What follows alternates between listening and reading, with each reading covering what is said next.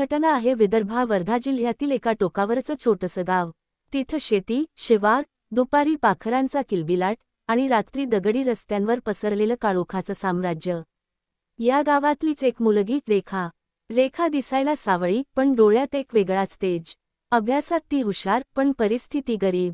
तिचे बाबा शेतमजूर, आई गावातल्या लोकांच्या घरची कामं करायची. लहानपणापासूनच तिला कळून चुकलं होतं या जगात गरिबाची कदर नसते. पण रेखा स्वप्न बघायची. तिचं एक स्वप्न, एक दिवस मी मोठ्या घरात जाणार, सुखाने जगणार. गावातल्या श्रीमंत घरातला मुलगा संजय चौधरी. त्याच्या बाबांचा गावात शेतजमीन, ट्रॅक्टर, दारावर मोठं घर. संजय कॉलेजमध्ये शिकायला शहरात जात असे, पण गावाकडे आला की मुलींमध्ये तो चर्चेचा विषय व्हायचा. रेखा त्याला शाळेपासून ओळखत होती. सुरुवातीला फारसं लक्ष दिलं नव्हतं, पण एकदा चौकात अचानक भेट झाली. रेखा, नमस्कार संजय. संजय हसत, अगं रेखा, तू तर अजून छान दिसतेयस आता. कॉलेजमध्ये नाहीस का गेली? रेखा हळू आवाजात, घरची परवड नाही झाली पण स्वप्न सोडलेलं नाही. संजय थोडं जवळ येत, स्वप्न तर मीही पाहतो रेखा, आपण एकत्र का नाही पाहू शकत? त्या एका वाक्याने रेखाच्या मनात काहीतरी हललं. ती परत घरी गेली पण रात्री झोप आली नाही. संजयच्या शब्दांचा आवाज कानात गुंजत राहिला. हळूहळू दोघांची भेट वाढू लागली. कधी गावाच्या मंदिरात, कधी शेताच्या बांधावर. रेखा पहिल्यांदाच प्रेमाच्या धुंदीत हरवली होती. तिच्या डोळ्यांसमोर आता एकच स्वप्न, संजय आणि मी, सुखाचं आयुष्य. संजय तिला गोड गोड बोलायचा, कधी गुलाब द्यायचा, कधी तिचा हात घट्ट पकडायचा. रेखाला त्याच्यावर जीव ओवाळून टाकावासा वाटायचा. एका संध्याकाळी गावाबाहेरच्या पडक्या वाड्यात ते दोघं भेटले. पाऊस कोसळत होता, अंगावर शहारे येत होते. संजय रेखाचा हात धरून, तू माझी आहेस रेखा, कायमची. रेखा शर्मिंगीपणे, पण लग्नाशिवाय? संजय हसत, जवळ खेचत, लग्न होणारच आहे. तू काळजी नको करू, आत्ता मला फक्त तुझी जवळीक हवी आहे. त्या क्षणी रेखाचं मन प्रेम आणि भीती यामध्ये हेलकावलं. पण शेवटी प्रेमाने तिला हरवलं. त्या रात्री रेखा पहिल्यांदा संजयच्या कुशीत गेली. काही महिने गेले. रेखाला आता खात्री होती, संजयच माझं भविष्य आहे. पण गावात कुजबूज सुरू झाली. संजयची आणखी एक प्रेयसी आहे, शहरातली मुलगी. रेखाच्या कानावर हा शब्द पडला आणि तिचं मन थरारलं. ती थेट संजयकडे गेली. रेखा, हे खरं आहे का? शहरात तुझी दुसरी कुणीतरी आहे म्हणे? संजय हसत, अगं वेड्या, लोकांचं कामच आहे बोलणं. तू माझ्यावर विश्वास ठेवत नाहीस? रेखा डोळ्यात पाणी, विश्वास ठेवते पण भीती वाटते. संजय थोडं कठोरपणे, मग प्रश्न विचारू नकोस. माझ्यावर विश्वास ठेव, नाहीतर आपलं नातं चालणार नाही. रेखा गप्प झाली, पण मनात शंकेची बी पेरली गेली होती. एक दिवस गावातल्या बाजारात रेखाने पाहिलं, संजय दुसऱ्या मुलीसोबत हसत, गप्पा मारतोय, तिच्या खांद्यावर हात ठेवून. गावातले लोकही ते पाहत होते. अगं, हीच ती संजयची शहरातली मैत्रीण वाटतं. रेखाचं काय झालं मग? रेखाच्या कानात ते शब्द गेले आणि तिच्या छातीत वीज कोसळली.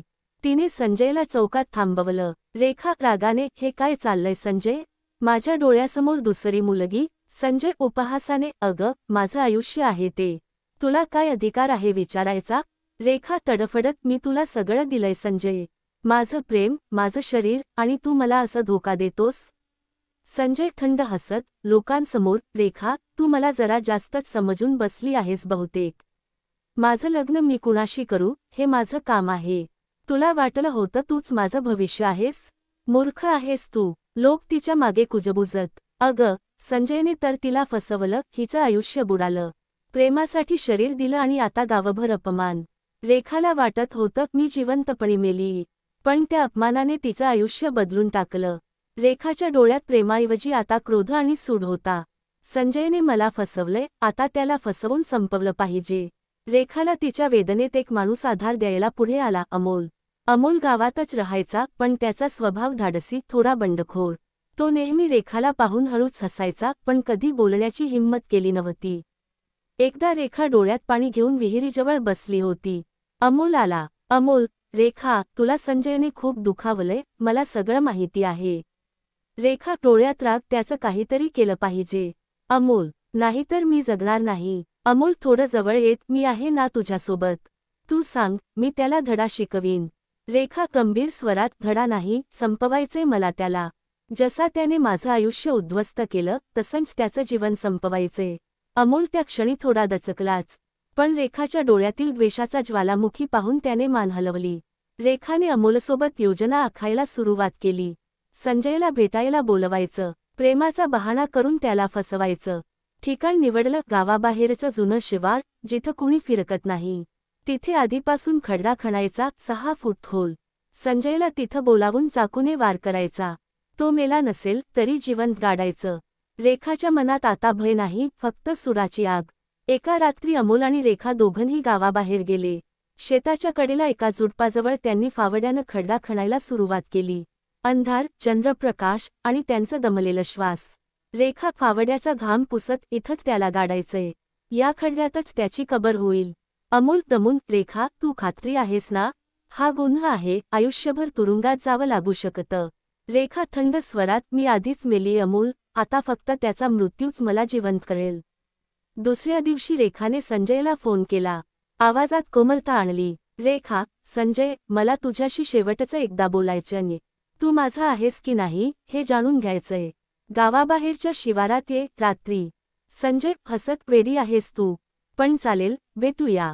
रेखाच्या चेहऱ्यावर पहिल्यांदाच एक क्रूर हास्य उमटलं. संजय, तू येणार आहेस पण परत जाणार नाहीस. रात्र झाली. गाव शांत झोपलं होतं. रेखा आणि अमोल आधीच ठिकाणी पोहोचले होते. खड्डा तयार होता, हातात चाकू चमकत होता. दूरवरून संजयची बाईक येताना दिसली. रेखाचं हृदय जोरजोरात धडधडत होतं, पण तिच्या चेहऱ्यावर फक्त द्वेष होतं. संजय हसत, अगं रेखा, इतक्या दिवसांनी प्रेम आठवलं का? रेखा गंभीर, प्रेम नाही, तुझा खरा चेहरा मला दिसला आहे. संजय उपहासाने, काय रे, अजूनही माझ्या मागे आहेस? मी सांगितलं होतं ना तू माझ्यासाठी काहीच नाहीस. तो हसत होता, पण पुढच्याच क्षणी रेखाने चाकू बाहेर काढला. डोळ्यांत रक्त, हातात थथर. रेखा आरडून, तू माझं प्रेम फसवलंस, माझं आयुष्य उद्ध्वस्त केलंस. आता तू मरणार आहेस संजय. चाकू थेट त्याच्या गळ्यावर चालला. संजय जोरात किंचाळला, रक्त उडालं, पण तो अजून जिवंत होता. अमोलने लगेच त्याला पकडलं आणि खड्ड्याकडे ओढत नेलं. संजय धडपडत होता, किंचाळत होता. रेखा, थांब, मी चुकलो, मला मारू नकोस. पण रेखाच्या डोळ्यांत माया नव्हती. ती थंड आवाजात म्हणाली, तू मला मारलंस संजय, आता तुझा श्वास घोटून टाकेन. संजयला खड्ड्यात ढकललं. तो अजून शुद्धीत होता, हातपाय हलवत होता.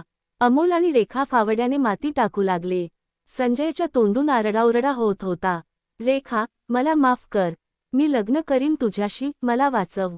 पण प्रत्येक मातीचा थाट त्याच्या किंकाळ्यांना गिळत होता. थोड्याच वेळात त्याचा आवाज बंद झाला आणि 6 फूट खड्ड्यात संजय कायमचा गाडला गेला. रेखा थंड श्वास घेत म्हणाली, आता झालं, आता मी शांत झाले. त्या रात्री संजय खड्ड्यात गाडला गेला आणि जग शांत झोपलं. पण दुसऱ्या दिवशी सकाळी गावात गडबड माजली. संजय घरी आला नाही रे काल रात्रीपासून. फोनही लागतोय बंद. संजयचे वडील संतापले. त्यांनी पोलिसांत तक्रार केली, माझा मुलगा रात्रीपासून बेपत्ता आहे. पोलीस गावात आले. चौकशी सुरू झाली. गावकऱ्यांच्या तोंडून एकच नाव बाहेर पडलं, रेखा. कालच चौकात दोघांचं भांडण झालं होतं. रेखा तर अपमानानं वेडी झाली. पोलीस निरीक्षक, रेखा, काल रात्री कुठं होतीस? रेखा शांत चेहरा करून, मी घरीच होते. माझ्या आईवडिलांना विचारा. पोलीस संशयाने, संजयबद्दल तुझं काय मत आहे? रेखा ओठ चावून, त्याने मला फसवलं. पण त्याचा गायब होण्यात माझा काही हात नाही. रेखाचा आवाज स्थिर होता, पण डोळ्यांत भीती दडपली होती. गावकऱ्यांनी सांगितलं, रात्री कुणीतरी शिवारात बाईक गेल्याचं पाहिलं होतं. त्या ठिकाणी जाऊन पाहिलं तर मातीवर रक्ताचे डाग सापडले. माती थोडी नवीन दिसत होती, जणू नुकतीच खणून झाकली गेली होती. फावड्याने खोदायला सुरुवात झाली आणि काही मिनिटात जमिनीखालून कुजलेल्या वासासह संजयचा मृतदेह बाहेर आला. संपूर्ण गाव हादरलं. 6 फूट खड्ड्यात गाडलेला संजय. पोलिसांनी लगेच चौकशी तीव्र केली. रेखावर संशय होता, पण ठोस पुरावा हवा होता. मग त्यांनी गावकऱ्यांना विचारलं. काहींनी सांगितलं, रेखा अमोलसोबत बराच वेळ दिसते. आता पोलिसांनी अमोलला धरलं. सुरुवातीला अमोल खंबीर राहिला, पण पोलिसांच्या मारहाणीत शेवटी तोंड उघडलं. हो, आम्हीच मारलं संजयला. रेखाने मला सांगितलं होतं. त्याने तिचं आयुष्य उद्ध्वस्त केलं, अपमान केला. म्हणून त्या रात्री आम्ही त्याला खड्ड्यात गाडलं. रेखा आरडून, हो, मीच केलं, त्याला संपवलं. कारण त्याने मला फसवलं, मला जगता जगता मारलं. मी प्रेम दिलं, शरीर दिलं, सगळं दिलं, पण तो दुसऱ्याच्या कुशीत गेला. असा विश्वासघात करणं म्हणजे खूनच आहे. मी त्याला फसवूनच मारलं. गावात अजूनही लोक ही कहाणी सांगतात. प्रेमानं दिलेली जखम द्वेषात बदलली आणि अखेर खुनात संपली. ही कहाणी समाजाला शिकवते, विश्वासघात प्रेमाला सुडात बदलतो, क्रोध आणि वासना माणसाला गुन्हेगार बनवतात, आणि शेवटी कुणाचंही आयुष्य वाचत नाही. न संजयचं, न रेखाचं, न अमोलचं.